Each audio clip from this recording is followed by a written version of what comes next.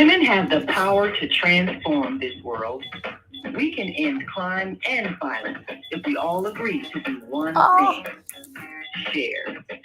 Let's share our wisdom, share our time, share our talent, share our finances, but most of all, let's share our love.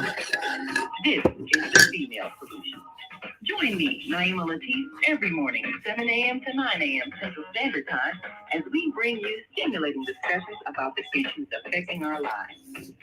If you're listening online at www.blogtalkradio.com/the-female-solution, press the blue button that says follow and get our daily topics every morning directly to your email and your smartphone. Hi, I'm Naima Latif, executive producer of the Female Solution radio show. We invite you to call in 515-605-9325 and participate in this daily think tank as we examine the challenges we face and develop solutions that restore peace and harmony. We are global transformers, changing the world from the way it is to the way it should be. We are one. Wherever we live on this earth, we are one human family. On behalf of our team of radio hosts, I'd like to extend a greeting to all the members of our family, whenever and wherever you may be listening around the world. To our family in China, Ni Hao. In India, Namaste. In Japan, Konnichiwa. In Korea, Annyeonghaseyo. In Russia, Здравствуйте. In Germany, Guten Tag. In Poland, Dzień dobry. In France, Bonjour. In Spain, Hola. In Italy, Ciao. In Egypt, Ahlan wa sahlan. In Ghana, Akwaba. In Nigeria, Peleo. In South Africa, Sawubona.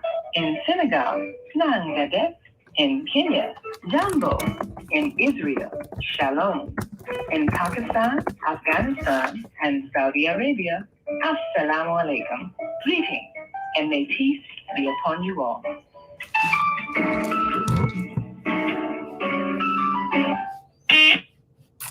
Well, good morning, and we are going to show you one, or not really show, but we're going to have you listen to one more intro if I can just get the mouse to go where it needs to go. That's all I'm asking. Let the mouse play nice, and there we go. Here we go. What if you could live to be 120 years old and remain active, healthy, alert, and vibrant? Our bodies are made up of cells that are constantly rejuvenating. So if we take proper care of ourselves, we can literally defy aging. Join us every Tuesday from 7 a.m. to 9 a.m. Central Standard Time to learn about self-care from Susan Essentials on the Female Solutions Blog Talk Radio Show. Learn how to help your body and your cells feel rejuvenated each day through proper nutrition, sleep, frequency medicine, and many unconventional methods of self-care. I'm Jodi Suson. Join me and my amazing guests by calling in at 515-605-9325 and press 1 to speak. We'll help you achieve a breakthrough in your health today. So grand rising, everybody. It is a beautiful Tuesday morning. I'm just going to tell you. So in case you thought it was anything different, I'm telling you now, it's gorgeous out there. So you just have to create whatever it is that you want to see. So we are here this morning, and we have Gina Martell from Zen Horse Barn. She is a soul sister. She is an intuitive coach. And actually, I'm not going to, I'll let her properly articulate this. She's an equine assisted spiritual life coach. And I think I said that correctly, but if not, she'll correct me when she gets on.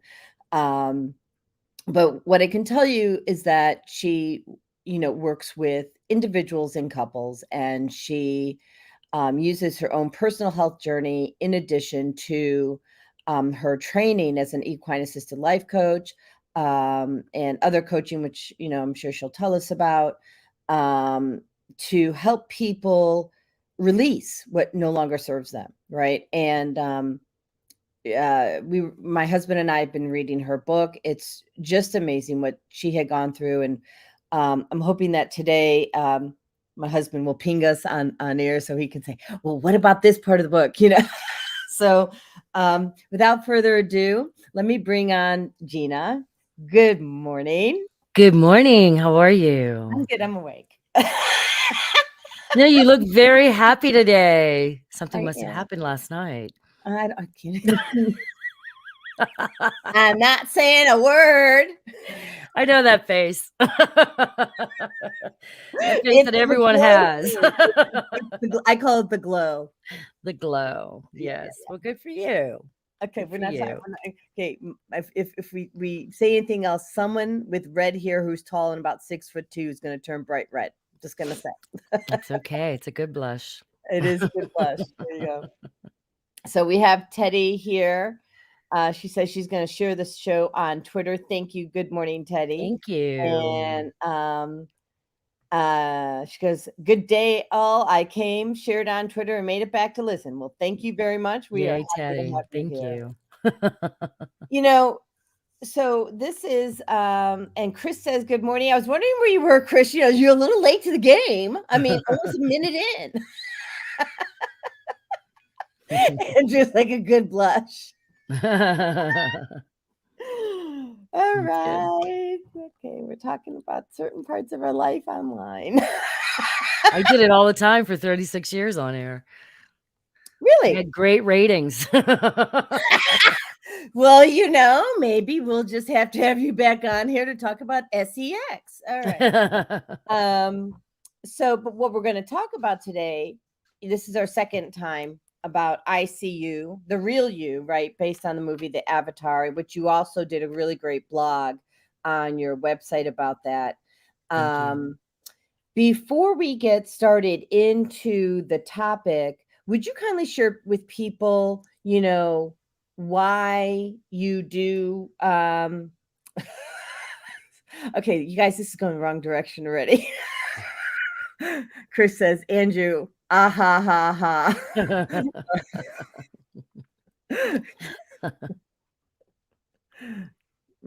Okay.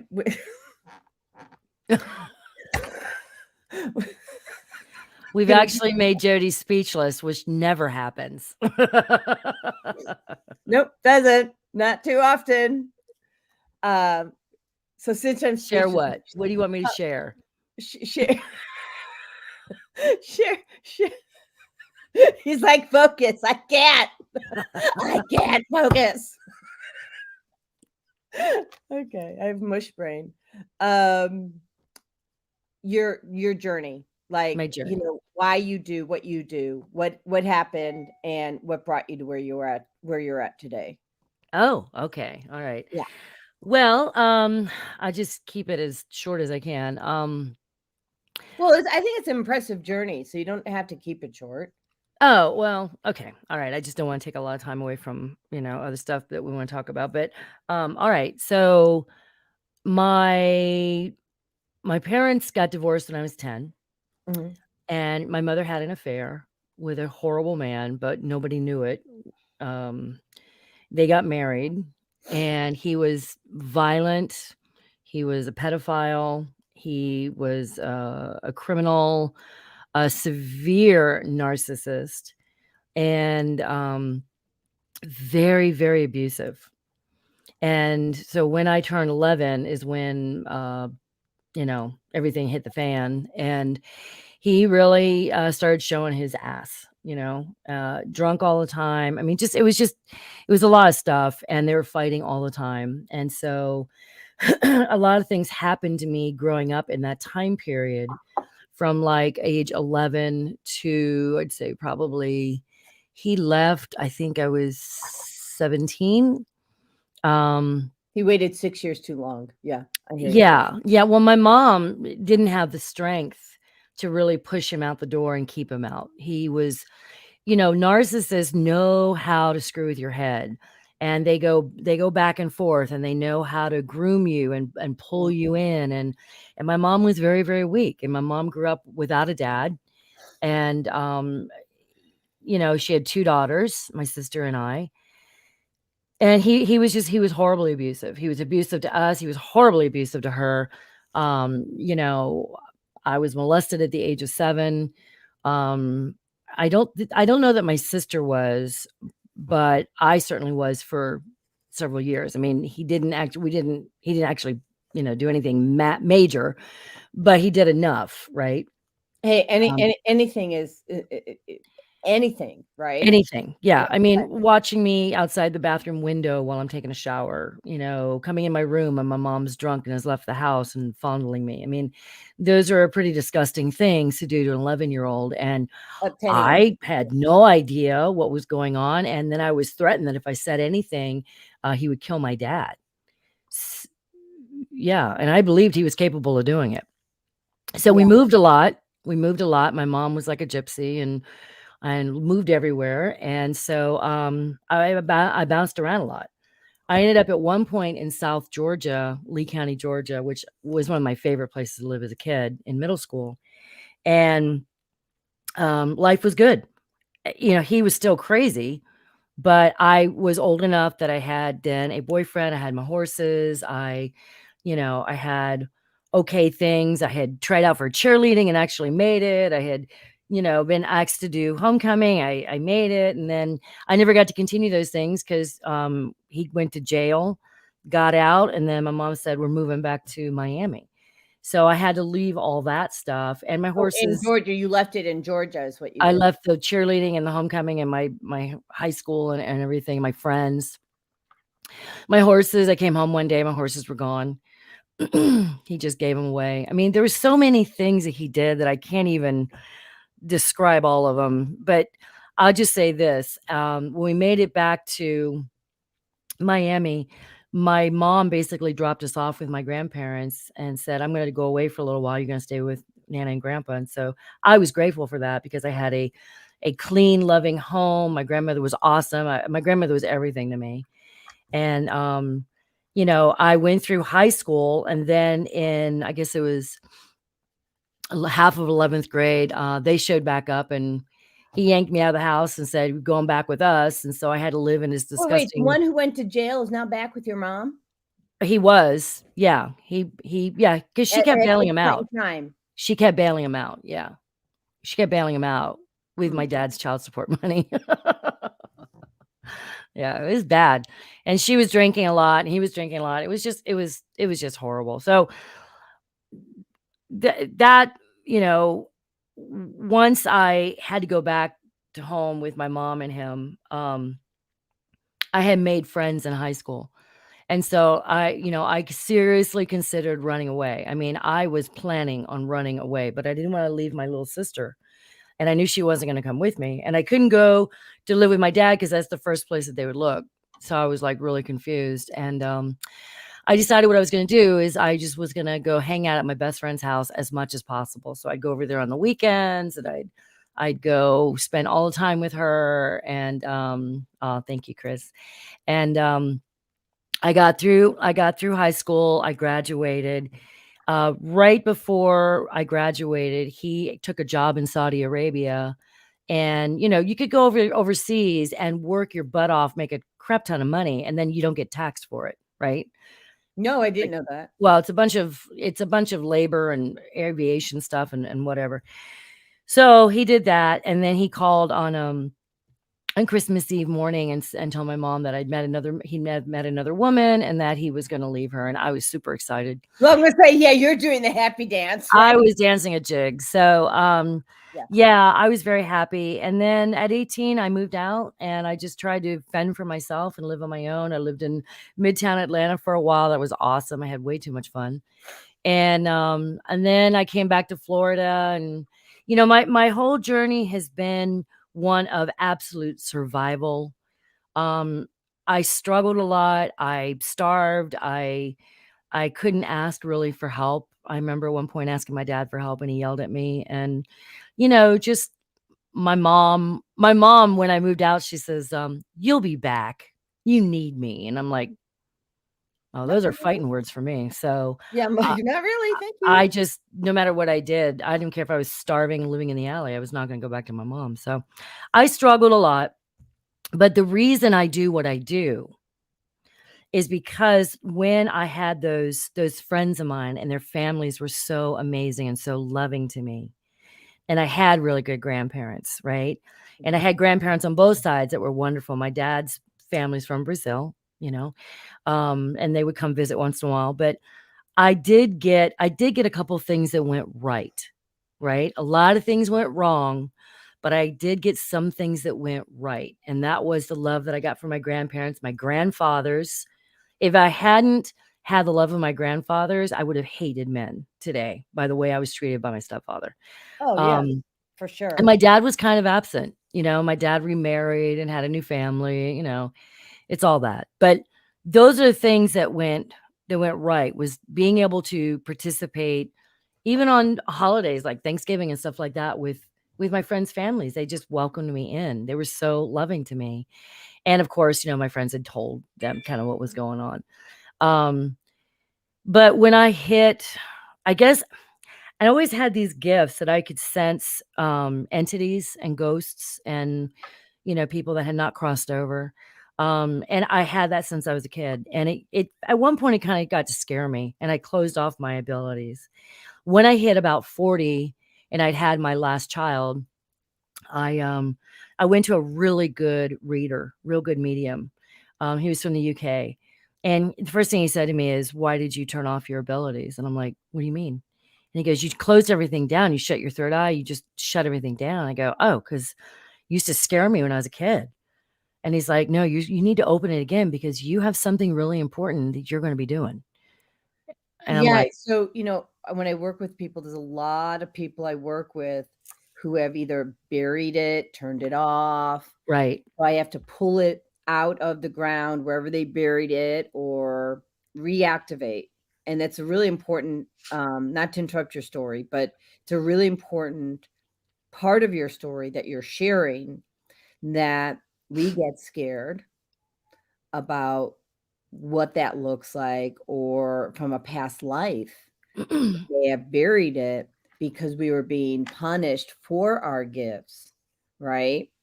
And so we come back into this lifetime and we don't recognize how gifted we are. Well, none of us do, and we all have these gifts right now. Interesting enough, my mom's side, I come from kind of a family of witches. So, and witches means wise. It doesn't mean Satan. There's no Oh, devil in the craft. That's what you so everyone has a choose. different definition. I like your definition that witches mean wise. Because we were I medicine just women. consider, like, I look at it as divine guidance, for me. Mhm. And I honor everyone else's, and I like your definition of witch, but for me, it just, I always had a different definition growing up. So, A but lot of please, people did back yeah, then, and, I mean, I was born in 1960, so I went through all those, decades of 1963. There you yeah, go. yeah, decades of the wrong kind of thinking because, everybody, the churches and everything, religion put the fear of hell and everything in us, but anyway, so I understood some of that stuff growing up because I was surrounded by it on my mom's side of the family. And I thought it was normal. I thought everybody was like that everybody understood that. But then I started realizing that they weren't. So I kind of closed off my gifts because it did scare me. And I thought people are looking at me like I'm crazy because they're not aware of this. Like, because we weren't told, unless you grew up in a family like that, you really weren't taught because it was taboo, right? So, Well, all of it's taboo. I mean, people, look, we're not. I remember when I first really stepped into my gifts versus stepping into my power, which is completely different. But mhm, I'm like, they don't teach you in the second grade, right? And no, they don't teach you how to protect your energy. They don't even teach you that you have energy, right? Other no, than, yeah, they don't teach you anything. They don't teach you that you are energy, and that's your frequency being, and that you have to protect your energy, and that other energy can bounce into you. And I'm like, well, that would have been really helpful. Otherwise, I wouldn't have been misdiagnosed as having bipolar and schizophrenia, right? Like, like that would have been really helpful. Yeah, well, months later. a lot of kids have gone through that and then been put away in places or given really strong medication. But when I did turn 40 and he told me that, I said, okay. And I opened myself back up again. And then things started happening. I started feeling and sensing. I don't think that ever completely went away because I could always sense, but it started becoming stronger as I was more accepting of it. And when I turned 48, I met my now third husband. We'd gone to high school together in Miami, and we were friends. And we started dating. And at 50, he took me to Tony Robbins for my birthday. And I spent 4 days doing a UPW, Unleash the Power Within course. And it was on the fourth day that I told him, I'm going to become a life coach. Now, I know a lot of people from Tony Robbins, they all become life coaches. And whether they really do it or not, that's up to them. But I really, really wanted to do it. I really felt the calling. I was going to give up on radio, come off air, and really pursue this full time. And so I did. And then I studied, I got certified, I did courses, I did a bunch of classes. I spent a couple of years really studying NLP and then equine assisted life coaching. I did that course that took about a year. I did that. For people who don't know what NLP, it's neuro-linguistic programming. Yeah, neuro-linguistic programming. Yeah, and that's really a tool that I'll use a lot in coaching. It's got a long definition to it, but basically it's the way your mind works and the way your brain works and the way you communicate with your brain and understand things. I kind of changed that up a little bit. I work with it, but I switch it. So yeah, it's a great tool. I actually took it in college. Yeah, it is a great tool. Yeah. So I started doing that, and everything started, all the cogs started clicking into place. And that's why that's how I do what I do. But the reason I really do it is I want to pay it forward. All the people in my life when I was going through so much hell were there for me. It really showed me how people can be very kind and very open in their hearts. And it was because of my horses, because there's a couple of nights I spent sleeping out in the stall because I could not take what was going on in the house. I mean, he'd whip out a gun and point it at my mother. And, if I went to grab the phone, I was thrown across the room. I mean, it was really, really bad. And I think he's actually still alive somewhere and bragging about all the stuff that he has done, to people. So that's fine. I forgave him. I blessed him. I sent him love and light, as I've done everybody that was toxic in my life. Yeah, and I do the same thing too, right? Yeah, because you really have to, because otherwise, and I wanted to end my soul contract with that group.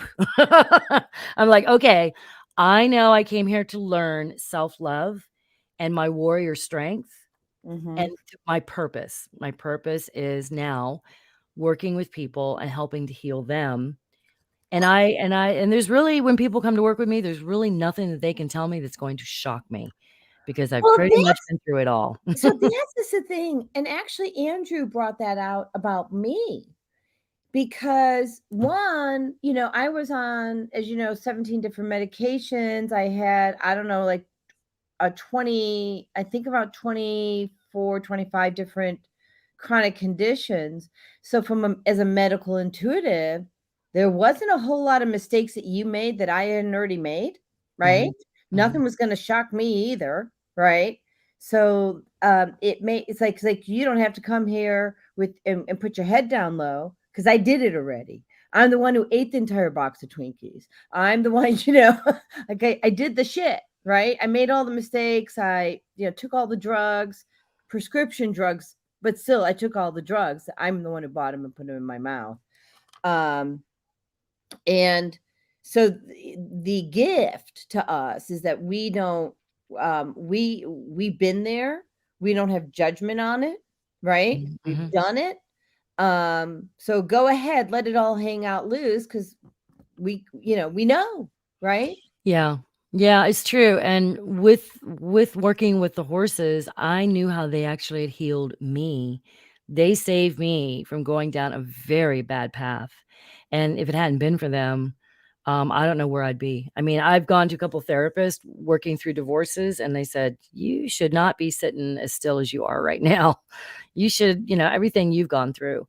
So when it came about the opportunity to do the equine assisted life coaching, I was like, oh my God, yeah. Now, and I can pay that back as well to my horses. And my 2 horses are rescues. They did not have a good life.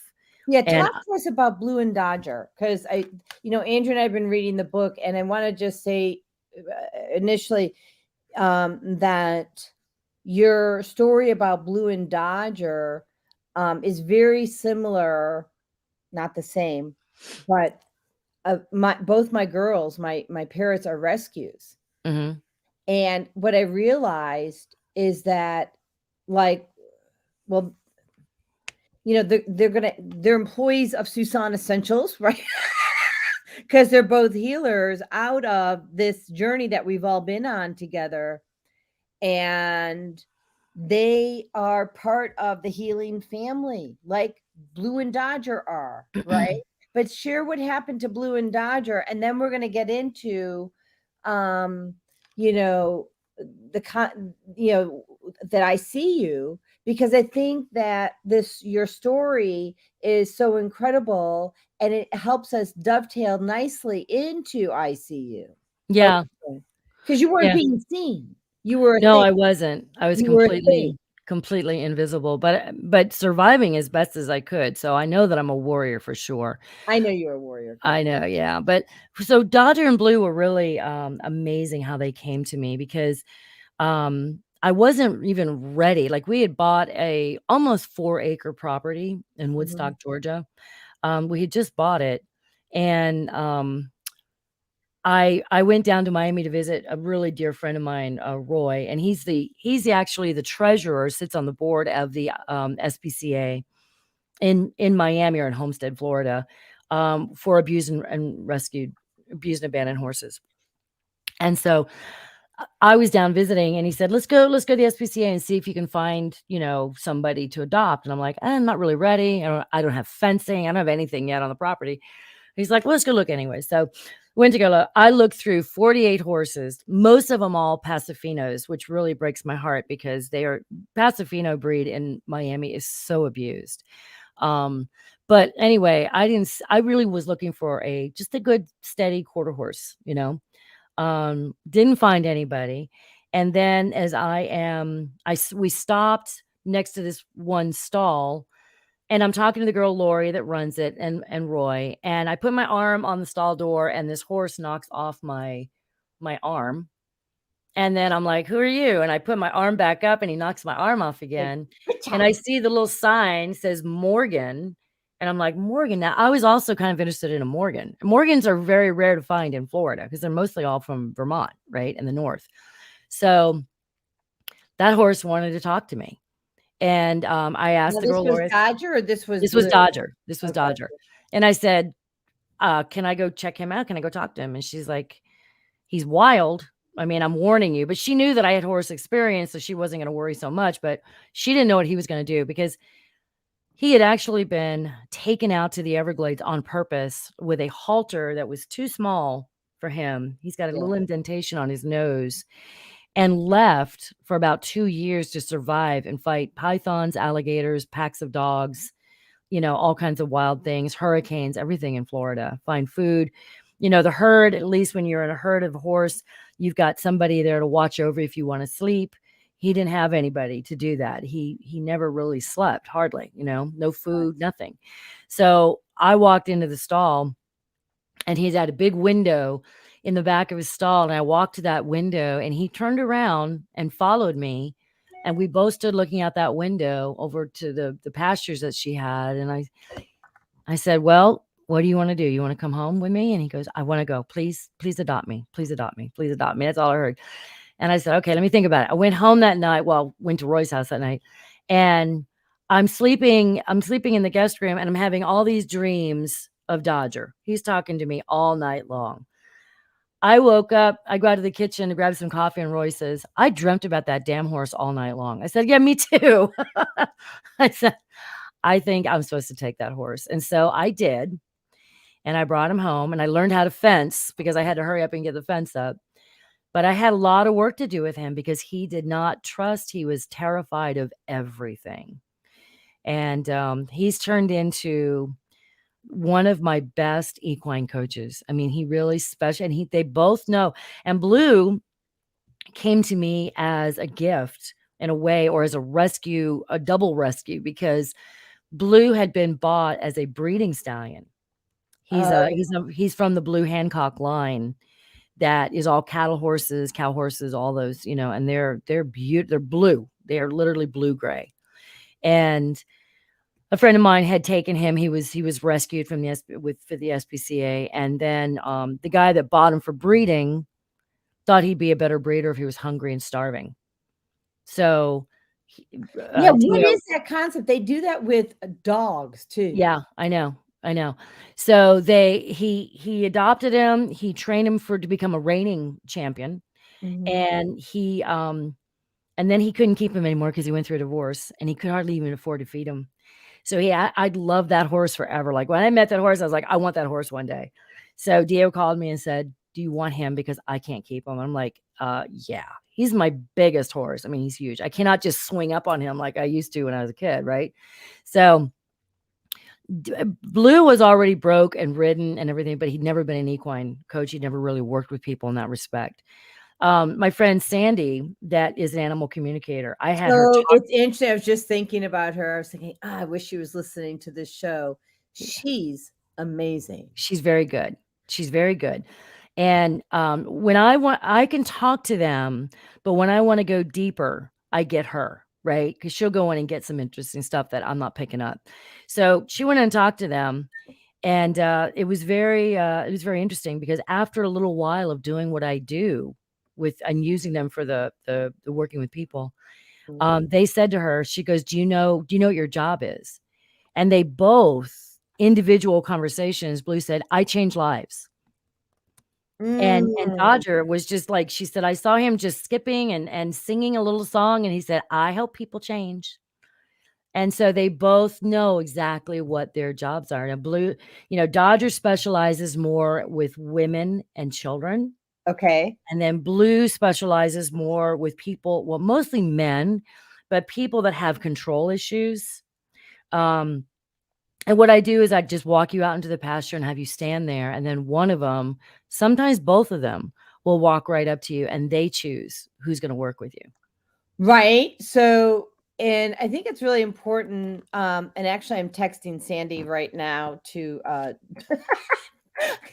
like, we're talking about you. Get on the air. So for people who are inclined to be with animals, I think it's important to know that they choose you. Yeah, they do. Yeah. And Vieta says, good grand rising, beautiful queen, goddesses. Ooh. Hello, Vieta. Thank you. She's so amazing. So we met when Andrew and I drove to West Palm. We on the way back, we stopped in to actually meet Vieta finally in person after all these years. She's an amazing soul. She's so beautiful inside and out. And you walk into her place and you just feel the energy there. Like, wow. Yeah. That's great. Yeah. So I love Vieta. Wish I always had more time to chat and hang with her, but I don't really have time to chat and hang with anyone. However, that's changing because I'm shifting things. Good. Good. Just so you know, putting it out in the universe. Jodi's shifting how she spends her time. Well, I do think your comment about animals, though, like when people work with animals, they change, and I remember being young and thinking when I didn't have a lot of friends, because we kept moving. So every time I'd make friends, I'd have to leave my friend. Right. So, I remember at one point I had like 3 cats and 2 dogs. And I remember looking at them going, well, they're my best friends.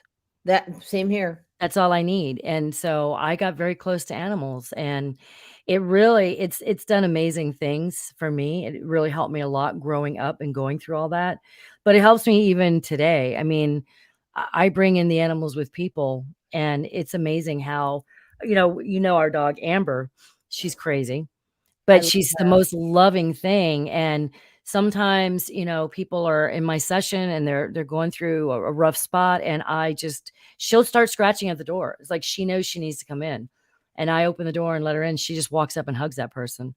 And Well, and Nietzsche timing. is a full-blown shaman. Is Mhm. it Nietzsche? Is that my Nietzsche. pronouncing? Yeah. Nietzsche. So, Nietzsche is a full-blown shaman, no doubt whatsoever. Mhm.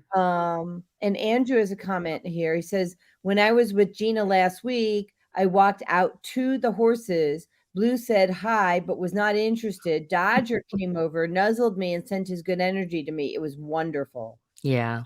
Yeah. Thank Yeah. you, Andrew, for sharing that. Thank you. Yeah, I'm very, very I'm very, very blessed, and they are my brothers with 4 legs. Native Americans took very good care of their horses. They slept in the teepees. They were family. And that's the way I look at my guys. If I could have them in my house, I would. Well, and that is how it is with our birds, because then, I grew up with horses, and I'll come over and visit anytime you'll have me. And but the my birds are family. We actually have family meetings, right? Where we all 4 of us sit and talk about, certain things, and they're part of that decision-making process because they are so brilliant. It's crazy, crazy, how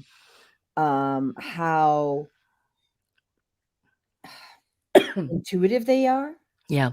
and connected, and they provide insights Yeah. that we may not think of, because they've lived many lifetimes, and so they're sharing from their many lifetimes.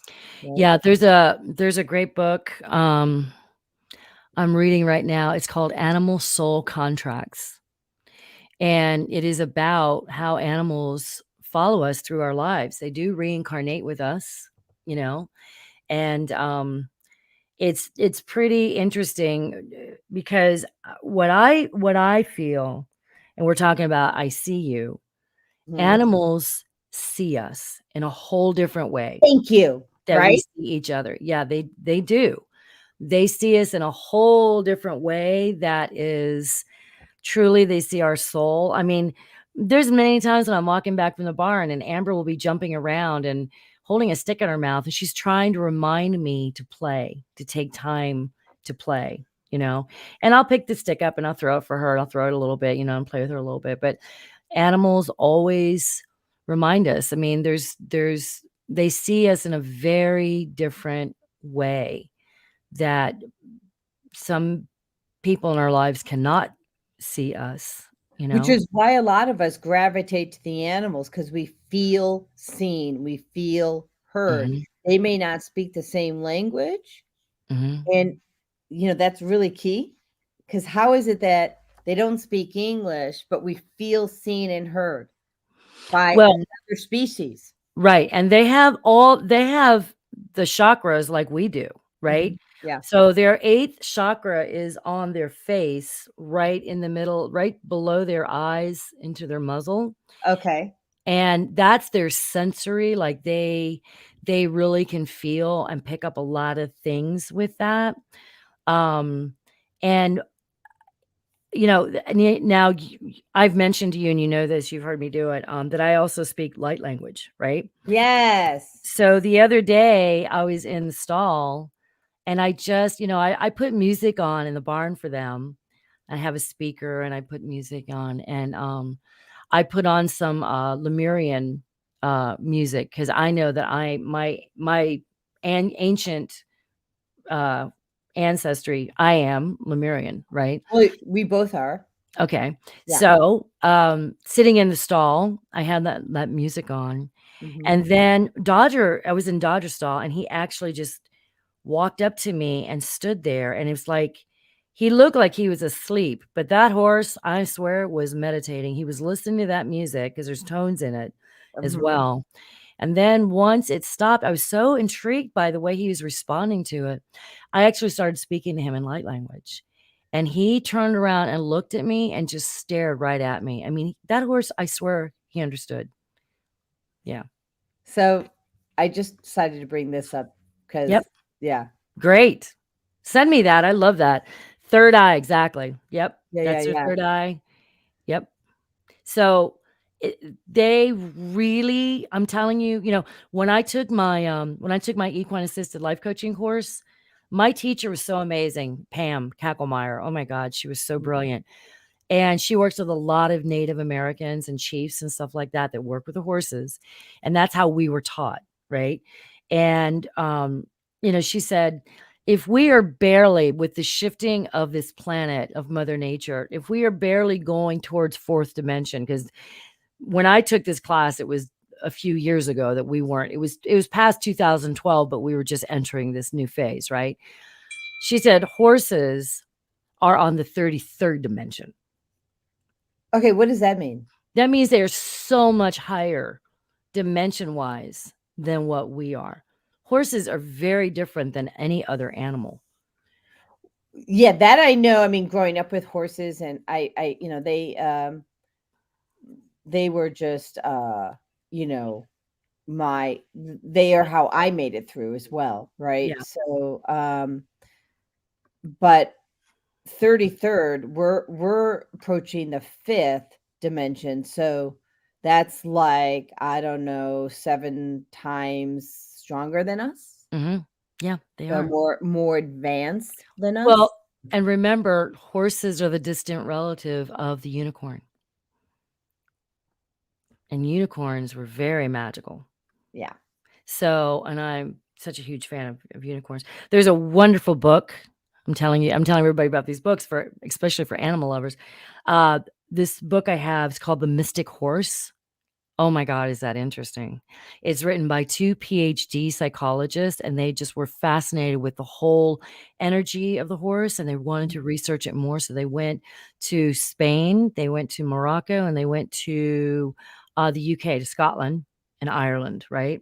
Mm-hmm. Now, Ireland and Scotland are big horse people. As a matter of fact, in Scotland, the symbol of the country is the unicorn. Really? Yes.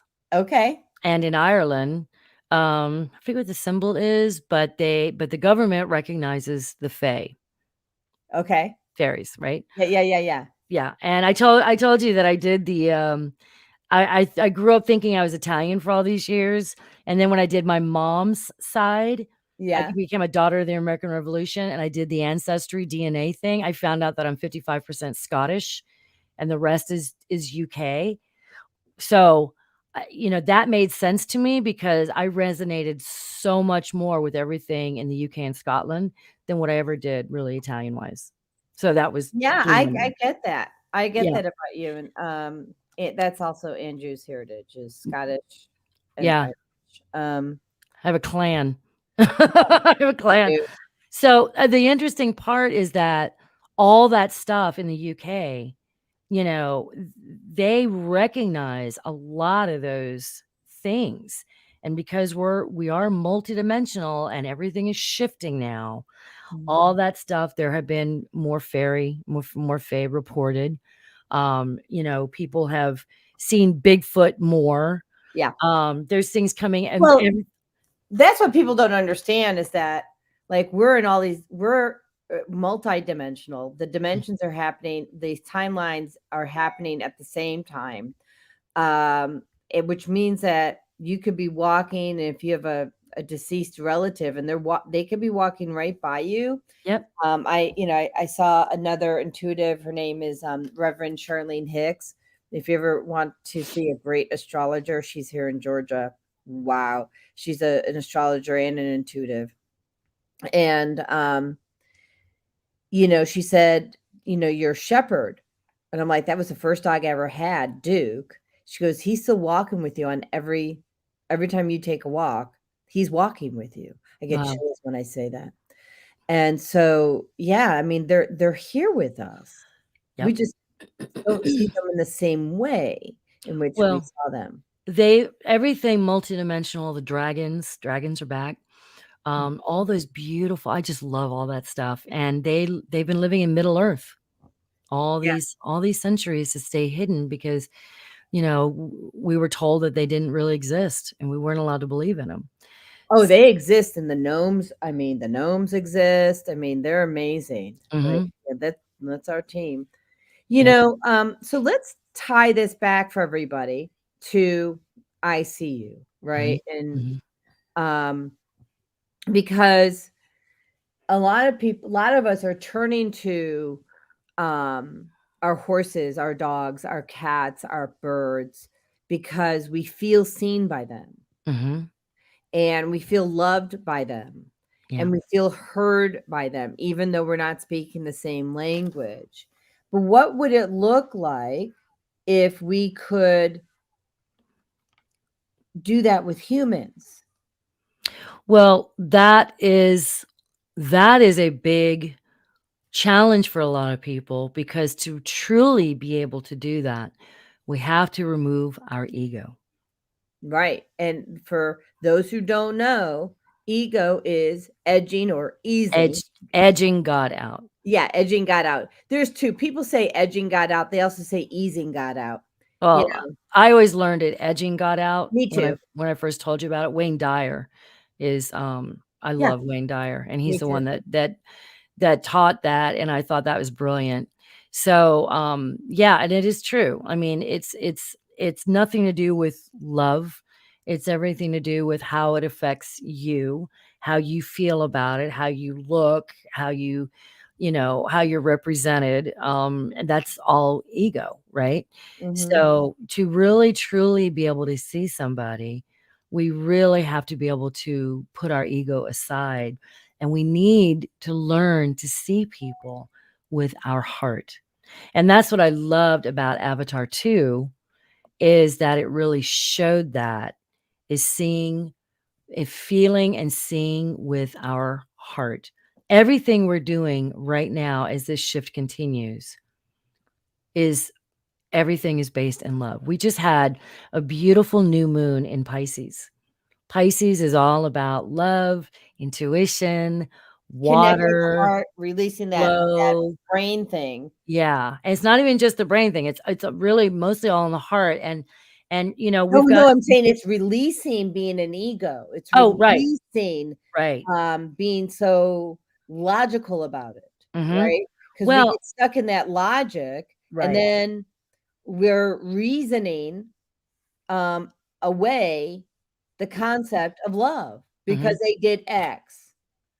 And one of the things that I learned, um, honestly, God just downloaded it to me because I needed to hear it, was when people are acting out, you can't treat them like an adult, meaning, and forgive me because it might come out wrong at first, but meaning we have to treat them as a child, and not like you're bad as a child, but with a child's heart and a child's innocence, and love on them because they've gone back to that young child age.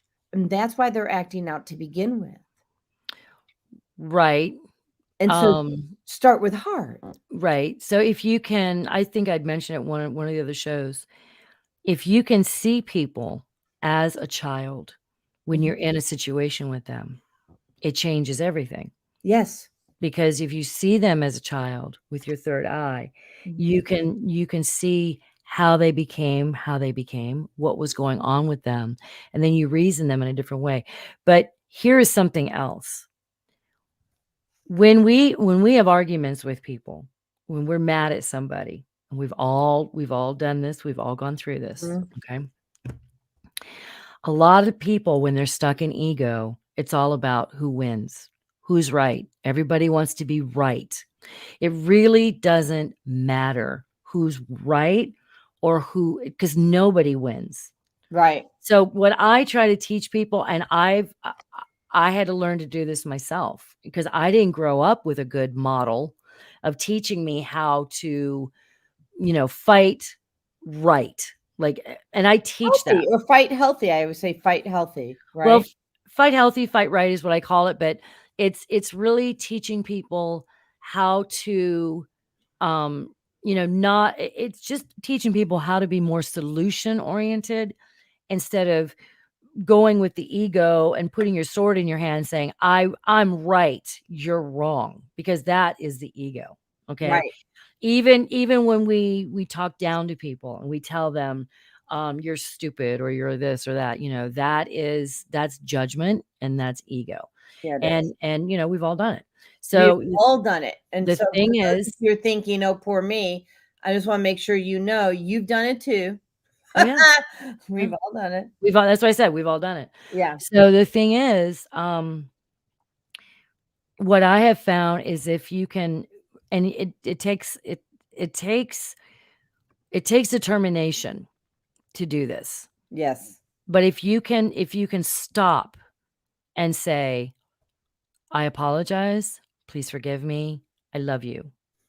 I apologize. Please forgive me. I love you. So That is everyone say Ho'oponopono, loud, right?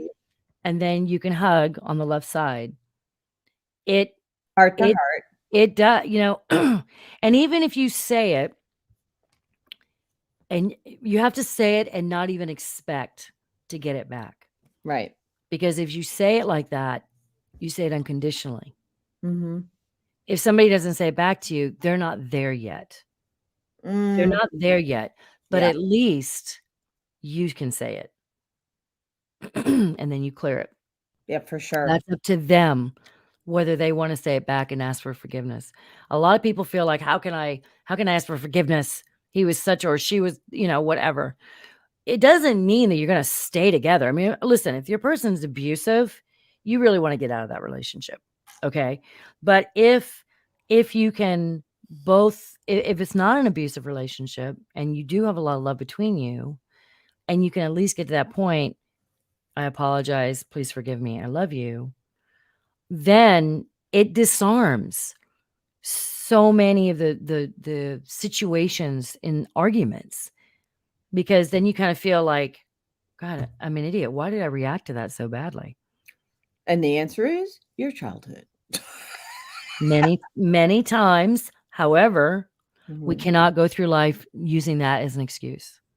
Oh, I didn't say use the excuse. No, I'm just saying, but people do that. People do that. People get into victim mode, and that's where they stay. And well, because of this and this and this and this, then fix it, heal it, because your baggage should not be my baggage, and vice versa, right? Right. And so when you're really at the ripe old age of 13, it's really your responsibility.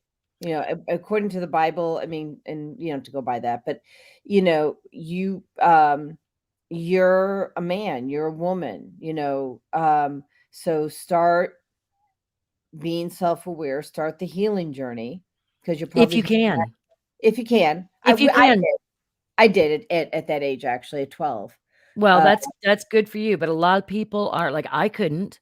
My situation in my family life was such a disaster. There's no way I could have even seen my way clear of blanket comment. It's a blanket comment. Yeah. And it means that you have you have an opportunity. Actually, you have the opportunity the day you're born, to start. And when it's right for you to start, you start it and dive in at the pace at which you can dive in. Yeah. I'm going to go to commercial real quick, Yep. because we keep on forgetting to do that lately. Yeah. Me, but I'll blame it on everybody else. Okay. The Female Solution Global Radio TV Show invites you to an invigorating conversation with our team of hosts Monday through Friday, 7 a.m. to 9 a.m. Central Time. Start your week with Monday Morning Mindfulness with Zelda Speaks. Tuesdays, Self-Care with Jodi Suson. Wednesdays, Repairing Broken Families with Naima Latif and co-host Kareem Hamid. Thursdays, Soulful Solutions with Dr. Debbie Green. And Fridays, Health and Wellbeing with Beata. Saturdays, tune in 12 noon to 2 p.m. Central Time. First Saturday, Success Strategies with Gina. Second Saturday, Wendy Williams Esquire on relationships. Third Saturday, Move Around with Deborah. And fourth Saturday, Wisdom with Mama D. Join us Sundays, 7 p.m. to 9 p.m. Central Time for Soul Purpose Healing with Beata. Call in and comment 515-605-9325. Press 1 to speak to the host and be a part of the solution.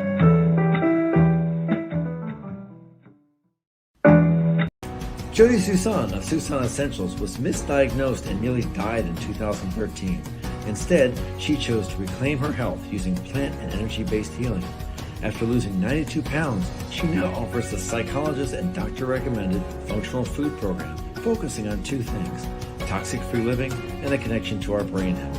Suson Essentials re-engineered what health looks like with a self-paced functional food program, now available to you with plans starting at just $99. Jodi Suson of Suson Essentials was misdiagnosed and nearly died in 2013. Instead, she chose to reclaim her health using plant and energy-based healing. After losing 92 pounds, she now offers the psychologist and doctor-recommended functional food program, focusing on two things: toxic-free living and a connection to our brain health. Suson Essentials re-engineered what health looks like with a self-paced functional food program, now available to you with plans starting at just $99. Well, that was looped. So it went twice. I'm like, okay. Happens in radio all the time. And I'm like, so, we'll just listen to it twice. There Just you go. beat it down. Yeah. Actually, while we're on air, I want to mention something. So this will be my other little commercial here. So Dr. Stephen Spencer and I are doing here we go. We are doing the quantum global healing, right? Mm-hmm. And it's $33 a month. And I know that a lot of people don't necessarily understand what that really means. And so we did the first one 13 days ago, and it was really amazing. And the people that signed up got results. Like, Great. I had the biggest month that I've ever had in my business. Andrew, got a job offer and is, there's more down there. I mean, there's more coming. It's just been abundance in all parts of our life, in our financial, our love, our, like everything, our careers. And so since we understand that a lot of people don't understand what that means, we, Stephen and I decided to give the first session away for free for those who didn't pay for it already. And so I just put the link in there. And it's interesting. We only had a few people sign up, and I'm just gonna, we've had, I think 43 views. It was 36 views yesterday before I went to bed. From the, I think 10 people that we had, meaning it's so profound. People are rewatching it. Mm-hmm. Very cool. So I encourage you to watch this free global healing that allows you to step into your power. Okay. And if it calls to you, sign up for the $33 a month. The next one is March 7th. But this is really profound. It allows you to release those things that don't serve you, and really it's just amazing. And to try to explain it is never really easy. So instead, just hop on, watch it, receive, and then choose how you want to play. All right. So that's my commercial. So let's go back to I See You, right? Mm-hmm. And let's talk about, what struck you in the movie. I remember so the movie, everyone, that we're talking about is Avatar. And The Way of Water 2. Say that again. I'm sorry. The Way of Water, Avatar 2. Thank you. Yeah. Yeah. I do tend to truncate things. It's the high D in me, man. What struck you in the movie? Well, I love the whole movie. I felt very alarmed when the whales were sought after. Beautiful creatures that could compose music and speak all these different languages, and were so creative and so emotional. And that went in there just to pull the serum out of their brains so people could stop aging. Um, that really was alarming to me. But I know that would be something that man would totally do. Well, and actually, I'd like to add to that. So they pulled the serum out of their brain so that they could stop aging, and I want to correlate that to today. So we're not willing to modify our lifestyle, many of us, right? But we're willing to take the quick fix, which could really, in a lot of cases, harm your body. But we're also willing to not do the self-care. And I'm not saying everyone, right? I mean, but in other words, so the humans, so there's the people who lived on Pandora, right, which is New Earth Planet. And the humans were destructive. They were destructive not only to their bodies, they were destructive to other people's bodies. Not really starting with heart. Well, yeah, the Avatar, the whole tribe, the Navis, I guess it was what they're called. They had a whole different respect and honor for life, even when something died. I was talking about this last night with my husband. Native Americans did that too. When something dies, they don't just kill it and saw off the horns and leave the rest of the body. I mean, they utilize the entire animal. Yes. Animals are okay to make the sacrifice to be food, but do it honorably.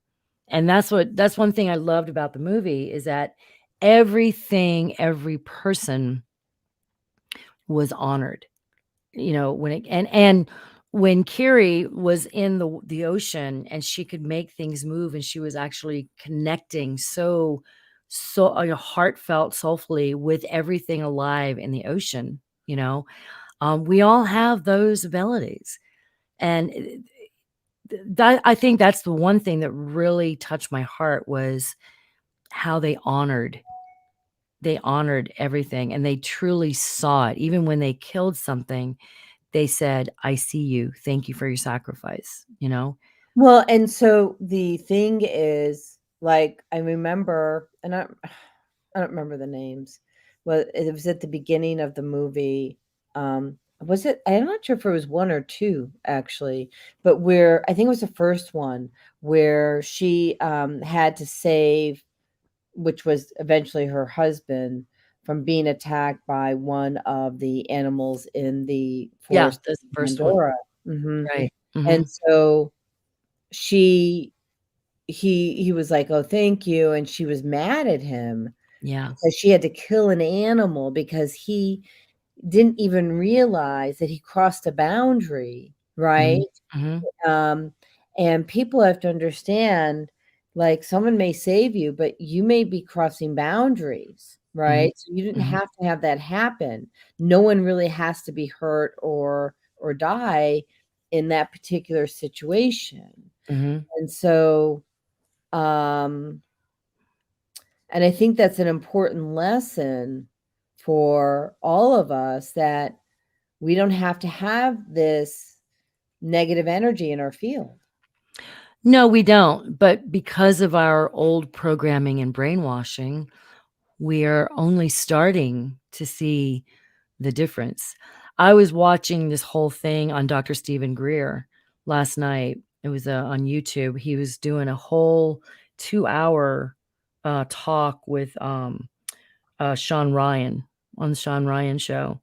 And it was pretty interesting. All the stuff that he can expose and really skillfully discuss, because he has firsthand knowledge of, the things that we have that are kept from us, the things that we're not allowed to know, even ETs and aliens, they are they're going to be made into these horrible, scary creatures, and they're not. There are some that have been, in the past with, battles on other planets and stuff like that. But really, the ETs and the aliens that we're working with now spiritually are not that way. They're loving, and they're like guardian angels, Well, if I showed you, which I probably could not pull up because I'd have to not give attention to the show, I could try. Andrew and I went to our garage, which is, a little walking distance from our apartment. And we took a picture of the garage because I run frequencies on it, and I run frequencies on the garage because our tower garden's in there, right? We're growing our plants. And we take a picture, and on top of the garage is this alien that you could see when you took the photo. Really? Uh-huh. And it Send was me the photo. I'd love to see that. well, I'll see if I can pull it up on commercial, but it was protecting the area. It was clear as friendly, clear as protecting, beautiful energy. Mm-hmm. It is. And if you see any of the work of Dr. Stephen Greer, which I haven't, honestly. He does amazing, amazing things. He's got an app actually you can put on your phone. I'm part of it. It's CE5. Okay. Close Encounters 5. Oh, is that what that means? Yeah. Okay. And if you can, there's a lot of stuff on YouTube that they've got documentaries, a wonderful documentary that he came out with called Unacknowledged. The other one is Close Encounters 5, of the fifth kind. Very full of really fantastic information that you'll go, holy hell, I had no idea that stuff was all covered up. Or, now he's coming out with another one called The Lost Century. He's promoting that. That's coming out in June. Very interesting stuff. We really have to open our minds and our hearts to everything that's out there, because there's so many things that we've just been told, no, they're not real. You're crazy. Children that have abilities to sense and see things, like I did. You told, oh, you're going to go to an institution and have shock treatment and things like that. Right. They're trying to shock the truth out of us. Well, they're trying to, yeah. And, I'm not trying to pull apart the church or anything, but honestly, we talk about witches and being able to see truly who people are and the work that they are doing. What we were taught not to see is the problem. Right. And this is why, and I'll tell you something else, because we're taught not to see, we can't see the different energy between male and female. Feminine energy is the love energy. Masculine energy is the light. Okay. And it works in birth. When you're pregnant and you've got a child growing inside of you, the female is carrying that and growing that inside of her with love, right? She's providing love. Her body is loving on that child. When the child is born, he comes into the light. That is the masculine. It has to be a balance. And we're taught to fight as male and female because we of our egos. We've just been taught to live in nothing but ego and fear. Yeah, and that's not true. None of it just doesn't work. None of it works. So if we can start to see each other as what our energy is, love and light. There's light, love, there's love, light. They go together. It has to be a balance no matter what. Then we can truly start to see each other and we can get along. We put aside that programming that we've been raised with. I am not a feminist. No way. No. I love being feminine. I love being female. I love the things that my body can do. And I encourage chivalry. I love masculinity. Call me old fashioned. I don't really give a crap. because I know who I am and I know what works for me. I've raised my sons to open the door for everybody, including women. Women that are offended by that. Oh, you think I'm weak? I can't do it? Screw you. Take it to a different level. How about somebody just being freaking nice to you? Doing Well, something nice to I you. get the door for other people. So Well, that's good. I'm a But I'm female. just saying, I don't understand the hate and the unkindness and the ego that comes from people that are just, why can't somebody just be nice for you? It doesn't threaten you as a person. It's Right. just being kind. What's wrong with that? There's nothing wrong with that as far as I'm concerned. So I just don't get me on my podium with this. I like what Chris is saying. He talked about his came from a family of hunters and that they were taught to Yeah. eat So actually, everything, it's a which free that's pass. good. I'm It's fine just with she. that. Yeah, Yeah. yeah, yeah. Yeah, Seeing I'm aliens fine with makes that too. And the fact that so we're buying from farmers. We are now buying direct from farmers because that mRNA is being inserted into Oh, I know. yeah, okay, so we'll leave that. So anyways, and the farmers are using every little last piece of they sell every little last piece of that animal. Mhm. And and then when I'm cooking the animal, I pray over the animal. Like I do prayers while I Mhm. cook. Mhm. So and it's a huge thing. Um and then she says, many of us are seeing aliens in meditation, dream visions. Many see them with purple skin. The ones shown to me have green. I see both.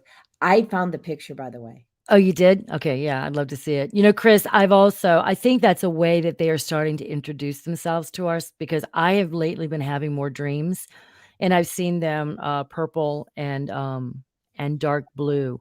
Is it So this right here, do you see that? yeah. That is not visual to the eye. So I'm going to make that bigger. So, and it's not a bag sitting up there. And you see these prongs, and these are little lights. Wow. Mm-hmm. That's interesting. Yeah. So let me just make it even bigger. Let me put my glasses on. Yeah. I'm going to take off Chris's comment for the moment and take off all this. Actually, hold on so people can see this. That's very interesting. Yeah. And So that you cannot see that. with You the don't naked eye. How did you get that on your camera? Well, because again, this is our garage. We took a picture of the garage because what we do is I take a picture and I put in the address and I can run a frequency on a home and shift the frequency of the home to Mhm. love and God and Shungite and whatever else I want to run on that home.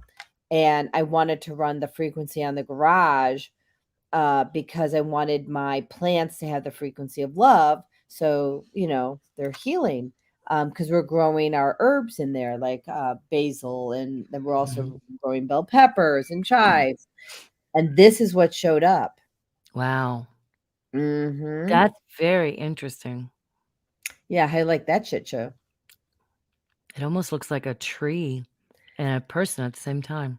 Well, here is I don't know if you can see I'm going to put my Yep. you got the branches here, which I feel like this is lack of languaging, right? I feel like this is the spaceship. You've got these little lights here. Mhm. And I feel like they kind of settled themselves on the roof because this is the rooftop. Mhm. And to protect us and the energy. And like they were just holding space for the universe on this day. Very cool. Mm-hmm. So yeah, and I've taken pictures of other stuff where there's angels. I've taken pictures where the light starts flickering, and usually it's my mom or my dad piping in energetically. But yeah, it's kind of cool. Chris says it's a lot coming through currently. It makes me wonder if finally it will be clear we're not alone in this vast universe. Well, wake up and have your coffee, everybody. Well, yeah. I mean, that's a lot of the stuff. That's all the stuff that Dr. Stephen Greer has been talking about. People, people just don't. They've because of movies like, which I love the movie Independence Day. I think it's a great movie, right? But I do too. it puts the fear into people that aliens are terrible and scary and look like giant praying mantis. Some of them. Well, the praying mantis does eat her husband after sex. I'm just gonna say. So she's got some growing up to do. But that's the thing is like, and then you've got Men in Black, and you've got all these movies in Hollywood that have made everything look really terrible and scary. And I'm not gonna say it's not true, some of it. I mean, there have been plenty of battles on other planets. I mean, we could get into this whole topic just on the Anunnakis, and there's a great So this is Stephen Greer, right? this is not Stephen Greer. No, this is not Stephen That's Greer. not Stephen Greer. Okay, so he's not talking about that. That's not Stephen Greer. Oh, well, no, that's not his image because that's a commercial. Oh, okay. All right. Yeah. So that's Stephen Greer. Oh, hold on. Oh, that's him. Yeah. Yeah.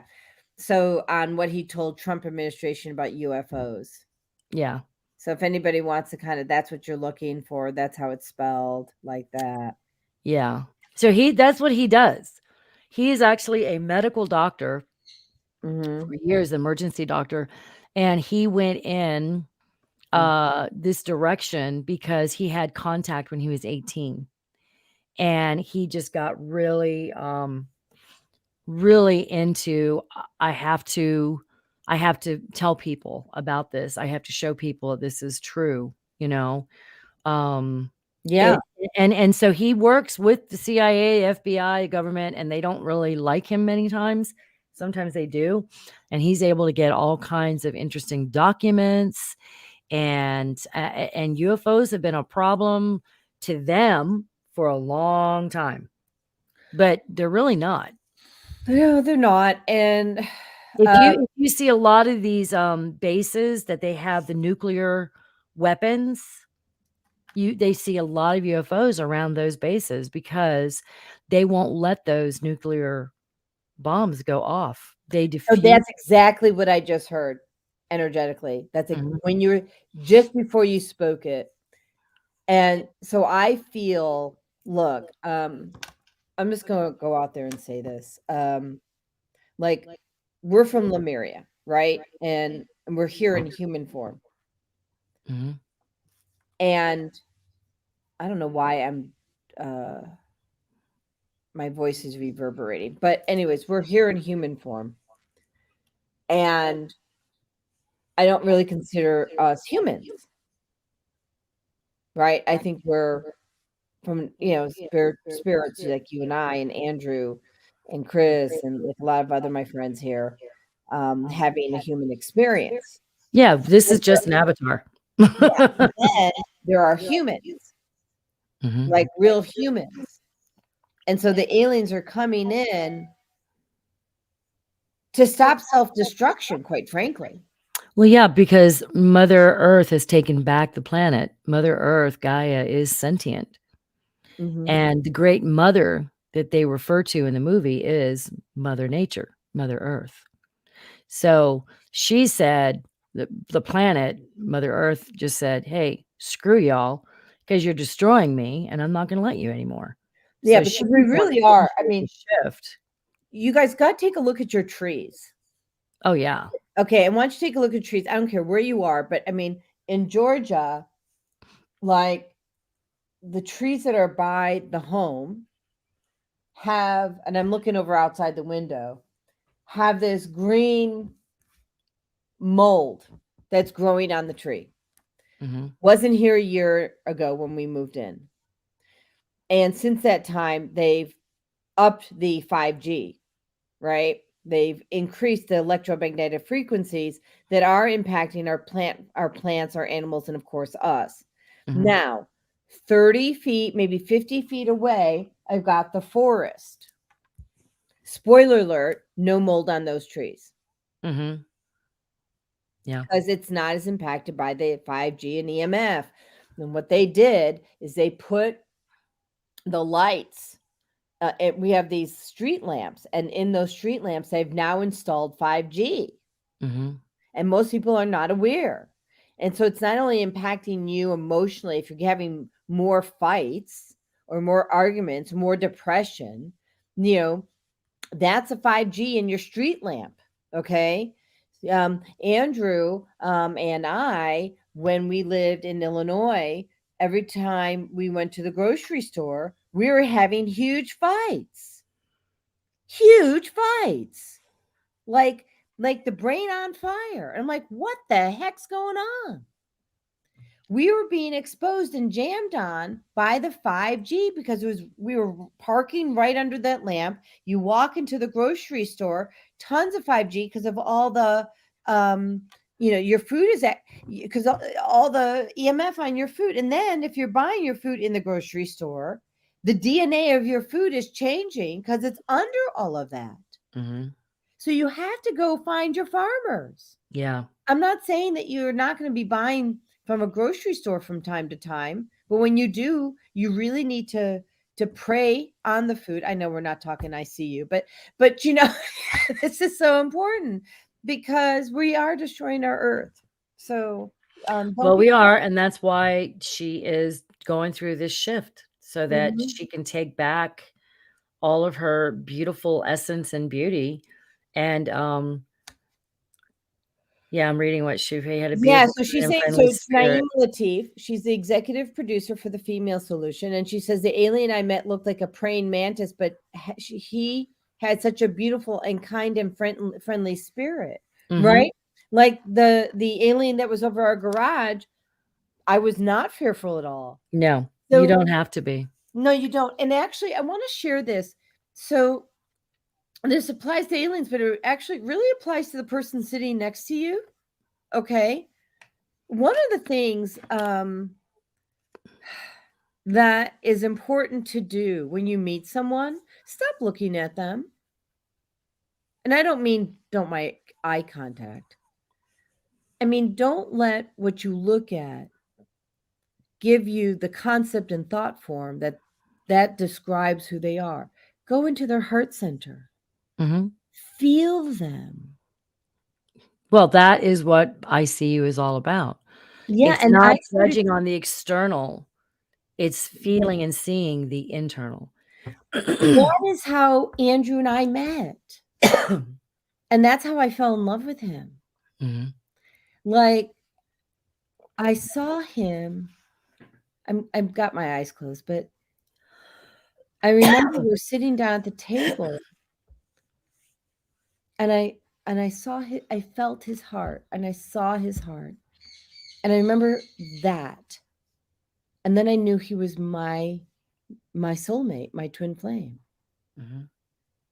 and because I saw him at a soul level, and if we can, as a collective, see people at a soul level.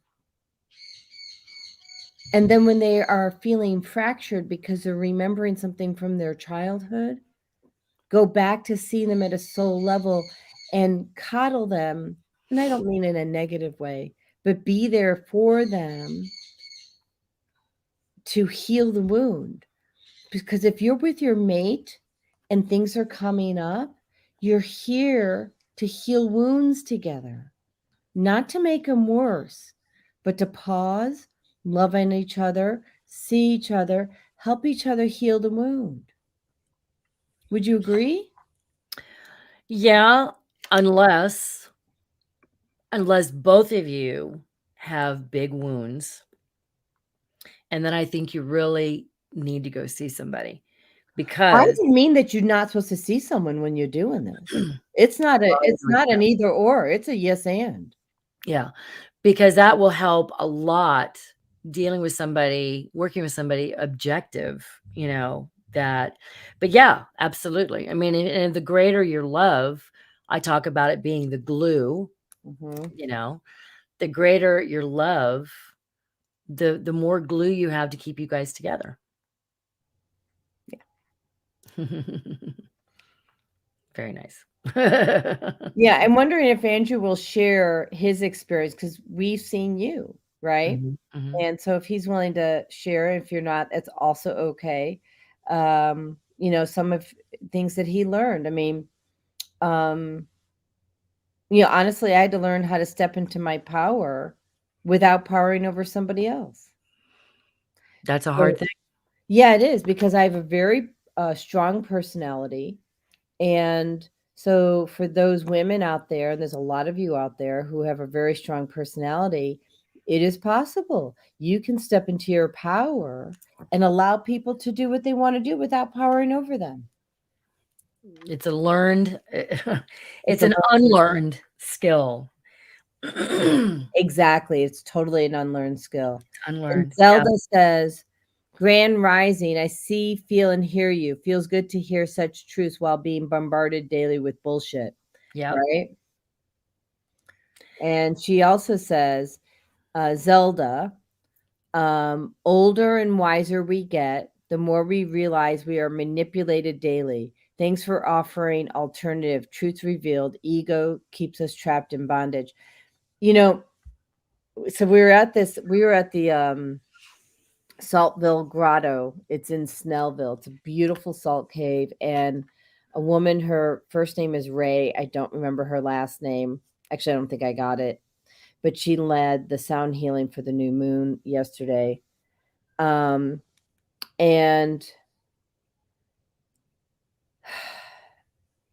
what she shared is because she also has, she dabbles in astrology. She's not an astrologer, but understands things. Mhm. And she confirmed, because I don't know astrology. I mean, I know of it. I listen to it from time to time. Well, more than that, but she astrologically stipulated what I've been saying for probably 9 months or a year, that we're coming in the time in March, April. And I said, it's going to be the big reveal, right? Where truth is coming out. It is coming out. Mm-hmm. And by what they're predicting is by like around 2024, 2025, we should be definitely making more contact. Like they're already, showing up more for us to see. There's also people that are, starting to have visions when they sleep and when they dream. And I understand that because I've started having them as well, Me too. Yeah. So I think that's really cool. And I've communicated and said, if this is the best way you feel to introduce yourself to me, that's totally fine with me. We can go as slow as you want to with this, and that's been fine. They But just showed up in front is what they did with me. Then they showed up in dreams. yeah. Well, then they know what everybody, wants. I didn't expect, because I'm more earth than I am alien stuff. I'm But air. yeah. Yeah. But I thought that was very interesting, and I was very happy, about that. But I truly believe that, we are going to start getting more. We've already had contact. It's just that the government has been keeping it from us. And if Hold on you, a second. what? Well, it said 90 seconds.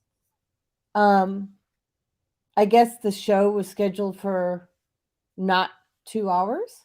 Huh. Oh, well, we're going to keep on talking. That's fine. They got the other streams going. Yeah. That's weird. Okay, cool. Yeah. So 60 seconds. Ignore it. Yeah. really, because it says we got 30 minutes left to go. I know I have multiple platforms, and that is Blog Talk talking. Okay. And so when you schedule Blog Talk, you have to say how long. And so apparently I must have hit the wrong number.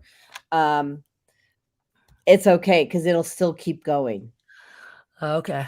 So we don't have to worry about it. Just to wait for it to say whatever it says. But go ahead, and then yeah. Well, anyway, yeah, I think that we are, as far as the public, we're going to start having more little episodes of some contact.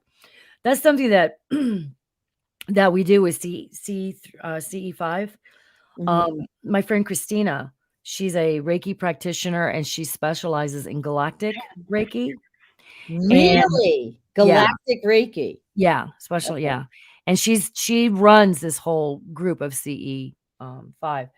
And sometimes we go, we haven't done it in a little while, but we'll get together in a group and go to somebody's house, and we do the meditation that Stephen Greer offers.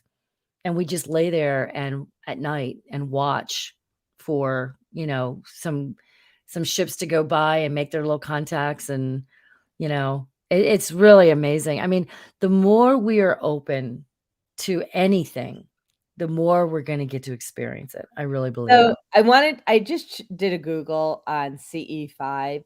So CE is contact extraterrestrials.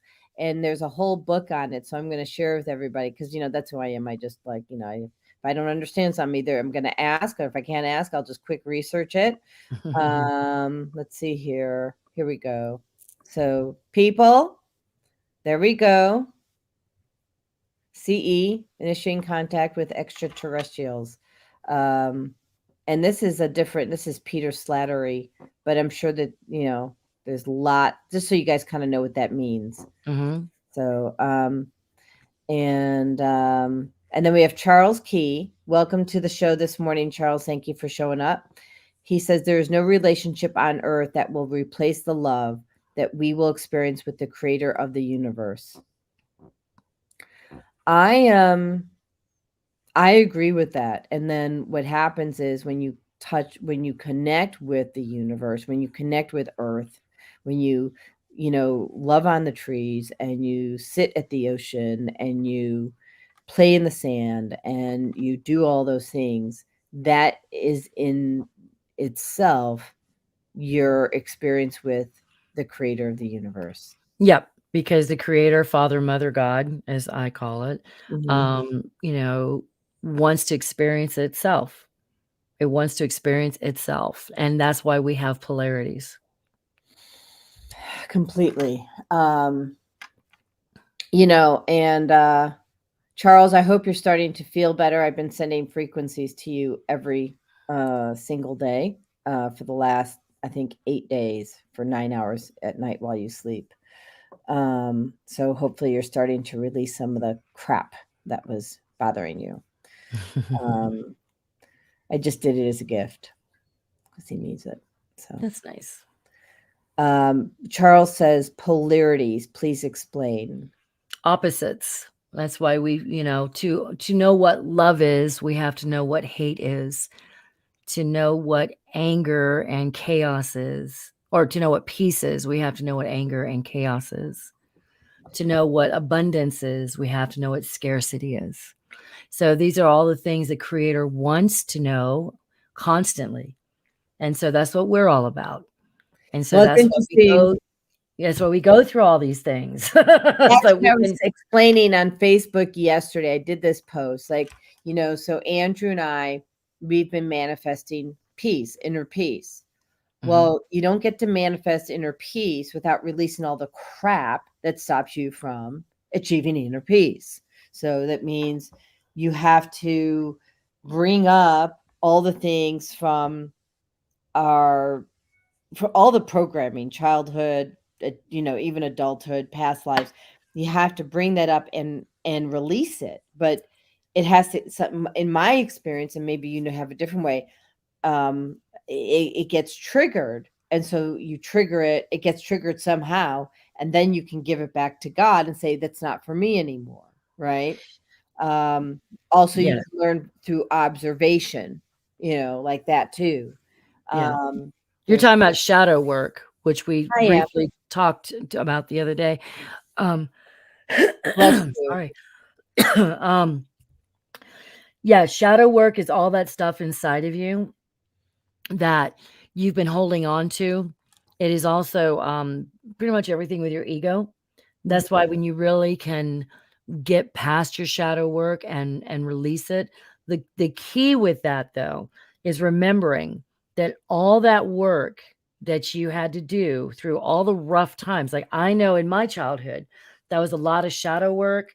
That was a lot of stuff that was very dark for me to grow up around, right? I had to experience that so I could really gain an appreciation for what the light is. Same here. I mean, I Okay. went through a lot of mine as a kid. Then I went through it again, in at the age of 50, right? 48 actually.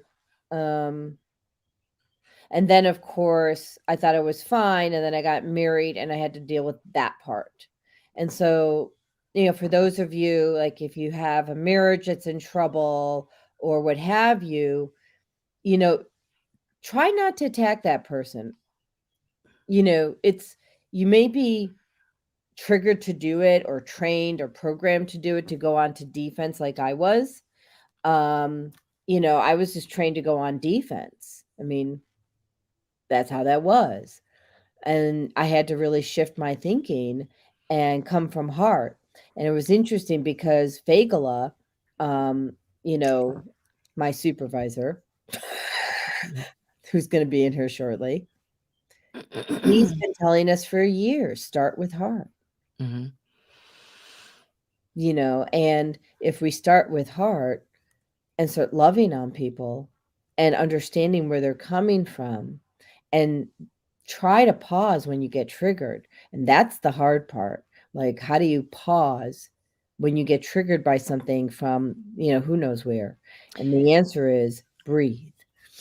Breathing is very important. Mhm. Also, there's a lot of things that we were told, which I don't find to be true. For example, don't go to sleep when you're angry. I think that's BS. My grandmother told me that all the time when I was growing up, but it doesn't work like that because, people will get into these arguments late at night about something, and then they fight all night long and they still don't resolve it. And they can't resolve it because they're too tired and they're too wound up. And then the next day they can't go to work or they can't really function. So what I tell people is whatever the situation is, write it down on a piece of paper. Yeah. Put it beside the bed, go to sleep. And in the morning, you're going to have a whole different attitude, and you can then talk about it in a rested state of mind. Well, that's huge. It is huge because a lot of people will fight all night long. And then, I don't know anybody who does that. Yeah. So that's an Are you important laughing at me, Miss Gina? thing. No, it's just we've all done it. We've all done it. So, I mean, I had big fights like that certainly in my 20s and 30s, that's for sure. But, we didn't know. Longer to do it. Yeah, I wanted to show off that I could do it when I was older. I didn't know. When you grow up without good role models, you don't know. So, yeah, that's very, very important. But there's other things too, Well, Charles, he says, scripture says, don't let the sun go down on your anger. Well, you don't have to go to bed angry, but I'm going to tell you that if you're trying to resolve something when your brain's in fight or flight and you're all in this upset, you could be going on for hours. Absolutely. But if you sleep on it, okay, and the script, I'm sorry, I don't always agree with everything in scripture. I don't either. If you sleep on it, you can wake up in a state of calm. Not always, but you can in more calm, and maybe a different perspective so that you can heal quickly. The thing is your state of mind. Okay. So we know that horses have two sides of their brain, like we do. Flight and fight and thinking, right? So I know if one of my guys are in flight and fight, I need to calm myself, be very calm, and see what the problem is. If I can fix it, I'll fix it. If I cannot fix it, I'll let them go out to pasture and they'll work it out. Okay. When we kind of do the same thing, it's like, even if you're having an argument and you need to go out for a walk, clear your mind, get some sleep, take a nap, take a shower, The shower is huge. The walk is huge. The sit and nap listen to is some huge. music, Mhm. all those things. Shifting It changes your energy. state of mind.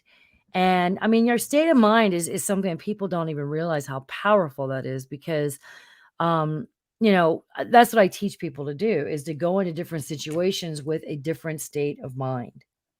Mhm. So if you can do that, you can find that, and there's a toolbox. I had a wonderful voiceover coach when I was younger. Her name was Connie Zimmett, and she did such big commercials, and she decided to become a teacher. And she used to terrify me because she either loved you or couldn't stand you, right? So I worked with her for a while, and she actually gave us something for voiceover actors or actresses that's called the toolbox. In the toolbox, you take certain personalities with you. Those are tools that you get into that personality when you're doing a particular read of a commercial. So if I was going to do a read where I had to be a mom, I'd have to take out my mom tool, right? And then Mhm. get into that state of mind. So I got to think of a great mom that I love and revere. And I would think of a mom, and then I could get in that state of mind and be like that mom, right? Yeah, So bring my mom in. it's kind of the same thing. You're changing your state of mind. Mhm. And that's what really helps you through a lot of things. And you do that by giving it time. Yeah, exactly. Time is And really I important. hear you, and I see you, Charles. You're saying I'm missing the meaning of the scripture.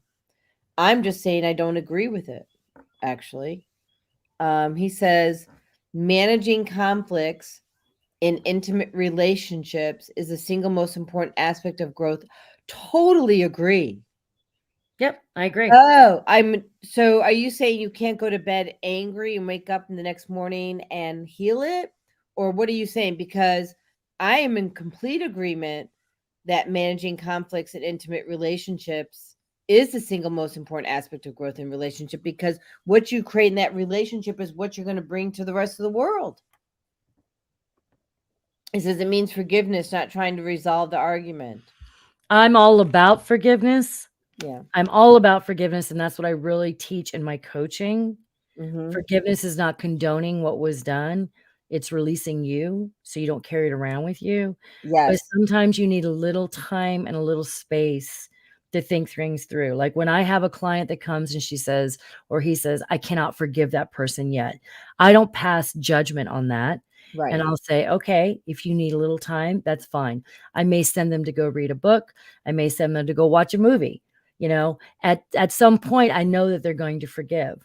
And I know that God is not judging me or them if they can't forgive right away. Sometimes people need a little time. And so that's what I allow, and I don't judge it. Yeah, and I agree with that fully, Gina. So, and the thing is, if we don't forgive, the only one we're hurting is ourselves. Exactly. It's like, and one of the movies I love to recommend to people. He's absolutely right. I'm sorry. Can we Many just of our triggers, I know they're the causes us to absolutely. Yeah, I agree with that. He says many times our triggers have nothing to do with the person that causes us to be triggered. Correct, Charles. They're showing up for us so we can release the frequency and the energy and be done with it. We don't have to. But some of us can't be. And so we need to keep working through that. Yes. Because sometimes the things that have been done have been so horrific that they're so deep. We really need another way. It's not just saying, I forgive it, I let it go. You need to get down. And that's what I do. I get down into the root and heal that and pull that out, from someone who reads or interprets scripture on a linear or literal versus always debating instead of harmonizing. I agree with that too, Vieta. That I've had to separate from a lot of people because they're very and I'm not saying Charles is, but a lot of people are very argumentative and it's like they're very linear. Like you said, they have the blinds on and they won't see anything else. Well, after I was baptized, and I joined this women's group, at church in Illinois, I had mentioned that I was meditating, and they nearly flipped a lid. Yeah. Like flipped a lid. Like Yeah. meditating was the devil. It's metaphysical. It's I know. I've lost a very good friend over that. I And she was very, very religious, and And she still is. I know. and she still is, and I just couldn't go that direction because Well- I'm never going back. I'm Well, never going back. But here's the thing. Like I feel we can love them where they're at, and I know you do. Yeah. But the question is, why can't they love us where we're at? Because they feel that they're right because of something called the Bible. But And righteousness never works. I understand, but if you go and you watch, like, this guy Billy Carson is amazing. Yeah, amazing. He is a quantum physicist. What's and his he's name? Billy Carson. Okay. He goes in and talks about religion. He talks about the Anunnaki. He talks about all the seals that were put in us. He talks about all this stuff, and the emerald tablets. It is amazing. There are actually clay tablets that were the original writings in the Bible. Forbidden Knowledge Incorporated. I don't know if that's what it is, but it's some website. He didn't really. He kind of mentioned it, but I was so wrapped up in what he was saying, I wanted to go back and hear it. Is that who it is? Like South Florida Business Journal Leadership is the compendium of the Emerald Tablets, and is an expert host on deep space and new original stream. Boy, I'm learning all sorts of stuff from you today. Thank you. He's very interesting. And when he said he put the tablet next to the Bible, the exact, Psalm or whatever. Mm-hmm. And he said some of them were very close, but some of them were completely opposite. Well, and so look at this. Andrew says in the Bible, Jesus spent many times meditating. Yes. So what's wrong with meditation? Well, There's I had somebody freaked out because I'm healing, and I said, "I'm sorry, Jesus was a healer." I know. And then I mentioned as a shaman, and people get freaked out about that. Shaman, all that means is medicine person, medicine woman, medicine man. Right. It means you're using plants that the earth gave you, like gave us, to let the body heal itself. Well, that's what witches were. Oh, I don't know if we're on the same path. Yeah, no. I'm like, okay, well, Jesus used plants and he was a healer. Right. So that's what people accuse witches of, is that we were, dancing with Satan and having sex with Satan and doing all these terrible things. Yeah. Listen, so if you look at the Book of One, the Book of Ra, okay, that was written back in the 80s and it was channeled. It's like the Book of Seth. Okay. And I have the Book of Seth, and I've studied the Book of One. Okay. With Dennis Wade. Is that it? No, I studied with Aaron Apke. No, but is that is that the author, the Book of One? No, it's not. No. And I can't remember the names of the authors right now. Well, the authors and the channeler. Hold on. But the thing is, the book. That's not it.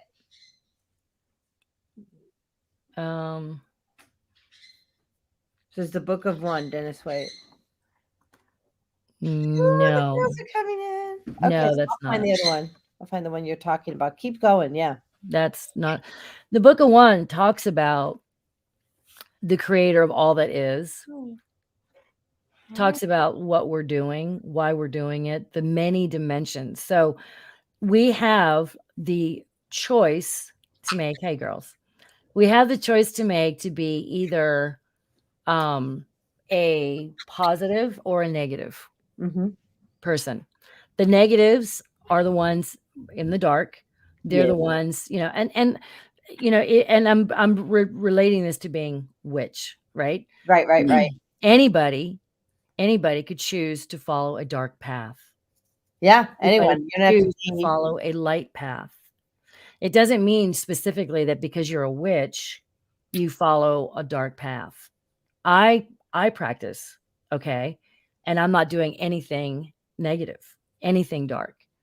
So everything that I do is medicine. It's healing, right? It's of the light. And so, we go from, we go all these dimensions. And it has been said in the book of 1 that Jesus was I think it's a 4th or 5th level dimensional being. He came to bring love and light and teachings, and we dispelled him. The Romans, everybody just didn't like what he was saying. Well, because he was a disruptor, and he was disrupting the current reality Right. of the community. And I did not like what I saw that movie. So, or read what I read. So I want to see if Vieta wants to answer this question. So Vieta shared that she felt the need to distance herself from somebody who was too linear. And I'm going to tell Charles what I think it is, but Vieta, I'd be grateful if you shared your voice. He said, why did you feel necessarily to distance yourself from this person? And while Vieta's writing, I'm going to tell you what my experience has been, Charles. People who are Bible literalists, not all of them. Okay, hold on. Sometimes will make it so uncomfortable that you can't have your own interpretation and you can't be in their presence without their interpretation being your interpretation. And so it doesn't give you place to be, breathe, or do, or whatever. And it's not that it's confrontational. It's kind of like restricting your voice and your ability to be. Well, it's you not being allowed to be seen or heard. And I felt, and I've kind of done the same thing. I have felt very judged. And you know something? They feel, who do you think Jesus was, man or God? I think he was God in a man's body. I think he was because we're all God. Right, we're all God. He's God in a So man's I think he was both. Yeah, so do I. As I think that we're both, Mm-hmm. you know. Well, because when you read this book, it's Living Judaism, right? It's a rabbi. I hear you. Okay, give me a minute. I promise I will. Okay, guess I'm going to speak to her now. What is it that you want to say? Okay, I'm going to speak it right now. I was just getting ready. I heard you.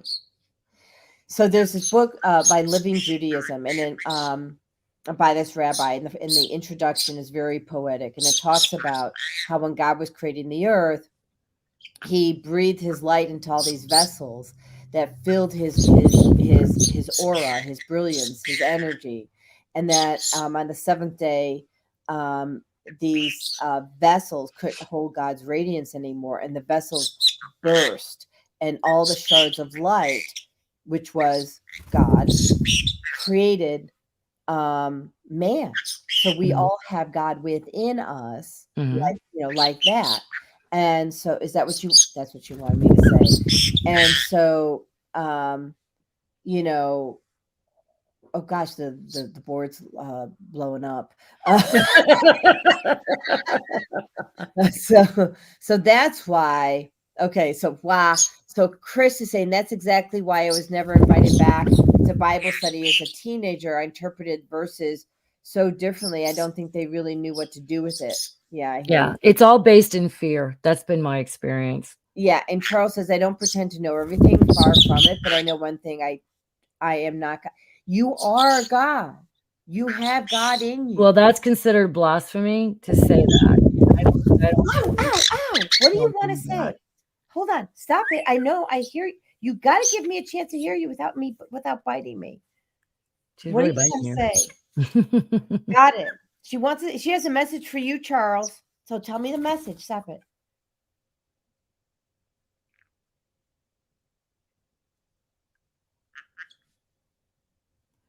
Oh, Charles, this is a big message coming for you. If you hate me for it, it's your choice. Okay, here it comes. So, Charles, what she said is, oh gosh.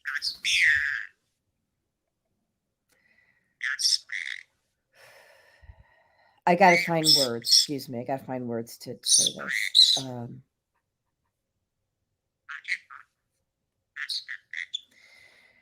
Okay. So what she's saying is, Charles, God is love. Jesus is love. And she said, until you understand that part of you is God, you're not going to heal. She said, you're not well right now. And she says, and the path that you need to be on is to understand that you are one with God and that God is in with you as in with all of his children.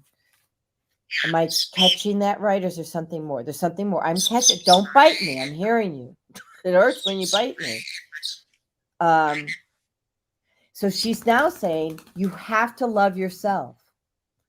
You must love yourself. You must find yourself right. You must stop beating yourself up, and you must forgive yourself for everything that you've ever done. She goes, forgiveness is your key. She goes, you want to heal. She goes, wow. So she says, I'm healing you. She says, I'm working on you every single day. I'm doing my healing energy on you. She goes, but you are not forgiving yourself. And she says, and when you forgive yourself, your body is going to rebound. She goes, but you've got to forgive yourself, and you have to stop this negative energy and go with love. Anything else, or did I cut it? Thank you. I was getting chewed up. So, Charles, I hope you got the message. All right. Vieta says, long-time relationship where the person wants to stay in victim mode versus do the work. She actually quoted a scripture about carrying one another's burden, putting blame on me. Yeah, and we can't do that. He says, I do believe God is in me 100%, but I ain't he. Well, I mean, you have part of God in you, right? No, we're not saying that you're the Almighty, but the other thing is what she's saying is, Charles, you absolutely need to go into a state of forgiveness and love for yourself. This is the key to your healing.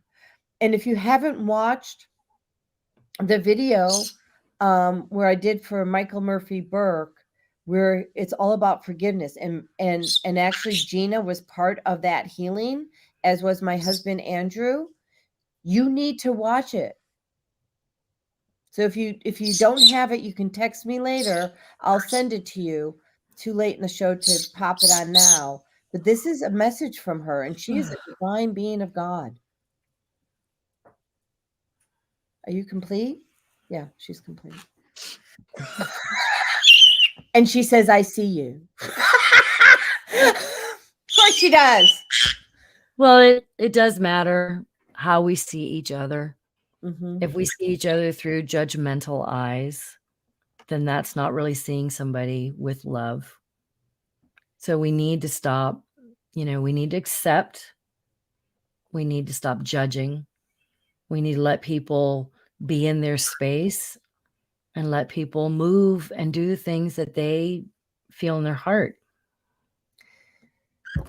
Charles said something here, and I feel compelled to make sure I address it. He says, God is love, and I have held on to my wounds of the past for sure. One day you'll know my story, and I'm a work in progress. And I'm happy to know your story someday. But I'm going to tell you, don't be your story. Don't have your identity be your story, or don't have your story. Like, don't change your story. Change your story. Change your story. Like, for instance, to be totally transparent, when I was misdiagnosed as having bipolar, I didn't say I have bipolar disorder. Like, I have a disease called bipolar disorder. My phrase was, I'm bipolar, right? Cancel. So when I said I'm bipolar, I was reinforcing the concept and thought form that I was unbalanced and not worthy. So what concept and what thought form are you reinforcing for yourself when you speak? And you're allowed to be a work in progress. Well, I think a lot of us are. Yeah. It's not a he, which is why many don't receive the love energy from spirit. I say Father, Mother, God, Vieta. I think that God, because God loves to experience polarity, God is both Father, Yeah. Mother, God, and God is a great energy. God is just another name that we call this amazing creator of all that is. God is the creator of all that is. And even in the book of 1, Ra, they verify Look that there up. is the creator of all that is, Father, Mother, God. And so, it's Oh, how do I spell raw? R-A? R-A. Ah, look at this. Hold on. Mm-hmm. Okay, everybody. Jodi got it right this time. Let me see. Share screen. So that's it, right? Right. Okay. So I'm telling you right now, it's basically a PhD in quantum physics. You cannot just read a page or one of the sessions and then go on to the next. It takes a while. That's why a lot of people try to interpret it and explain it to everyone. okay. Yeah. Well, we're gonna buy the Audible. We're gonna start there. Okay. And then Charles says, however, right now I have poison in me and my veins and heart are damaged by the vaccine. The surgeons have since to repair. So That's part of Charles, that fear mode that they've put us in, that man has put us in, the government and everybody else, about, that goes along with everything else. Fear, fear, fear. I don't have the vaccine. I'm not getting the vaccine. okay, we can't talk about the VAX. Just I'll get kicked off of YouTube. Okay. So, Charles, the frequency that I ran on you and have been running on you has been taking all the toxicity out of your body. Do I need to run the Noni? And I would be very curious about what the doctors say and what they find out, because I hear your body's healing. So, Chris says, when we judge others, prepare to be judged, right? Law of attraction. When we hate others, prepare to be hated, so on and so on. So when we remove the earthly BS from our eyes and seek to feel from our heart and love first, prepare. And she says, prepare to be loved. Mm-hmm. And Trey says, thank you, the book reference. I appreciate hearing the words to Charles. You're welcome. Blessings to you. Thank you. Thanks, Trey. Thank you. Blessings to everybody else, right? And thank you, Trey. We love you. Trey's such an amazing soul. He's taught me so much.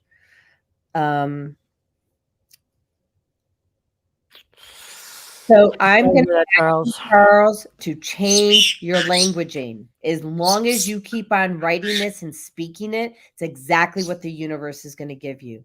So I would reframe and say, my body's a master healing machine.